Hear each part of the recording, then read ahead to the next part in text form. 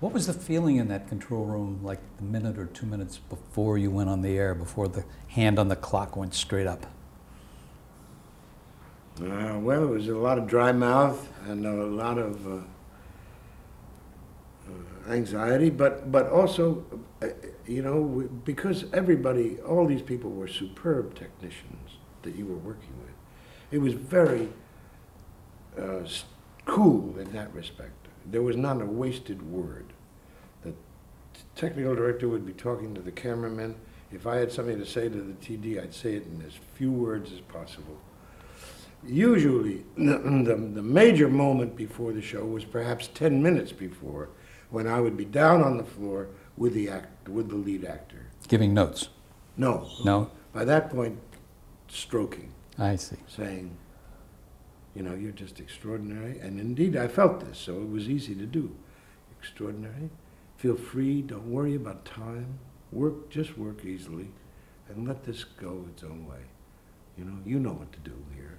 And if something happens to you, feel free to let it happen.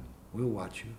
And it was that kind of actor studio method talk that had a sort of dual purpose. One was, it was a sheer fact of how best to get an actor, instead of filling them with a bunch of technical things like you got to do this at this point and this at this point, saying whatever occurs to you is going to be all right, I promise you.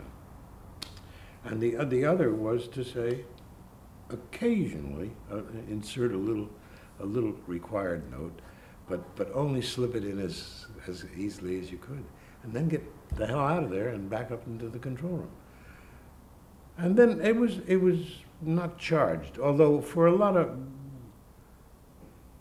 guys during this period of television, there were I would say not an awful lot, not uncommon for directors to get ill.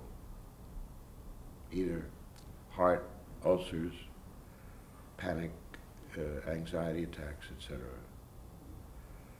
But that wasn't the case on Philco, largely because of Fred. Now, what was the feeling the moment the show went off the air? Well, the moment the show went off the air, you'd sit there, first of all, you'd hit the talkback button and say, that was just wonderful. Even if it wasn't exactly wonderful, but you had to help these people come down, because the experience of going on the air, I mean, it was not comparable even to an opening night on Broadway. Or maybe it was comparable, but each Sunday night we were opening a show on Broadway, except for by now 20 and 30 million people. So you had to talk your people down, everybody, the camera people, the actors certainly, and then go downstairs and do a lot of stroking and talking. And it was absolutely necessary to feel that we had accomplished something. Did you yourself feel kind of wired? I mean, did you have trouble getting to sleep that night? Well, we were all wired, and we would always go down to Hurley's on the corner of 48th, is it?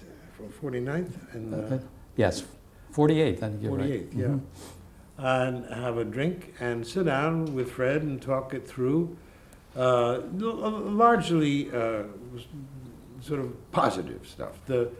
Any negative responses we would save for a little later in the week when your defenses could accept them. At this point, we were as raw as the actors, I mean, because the director had just had also performed in a peculiar way.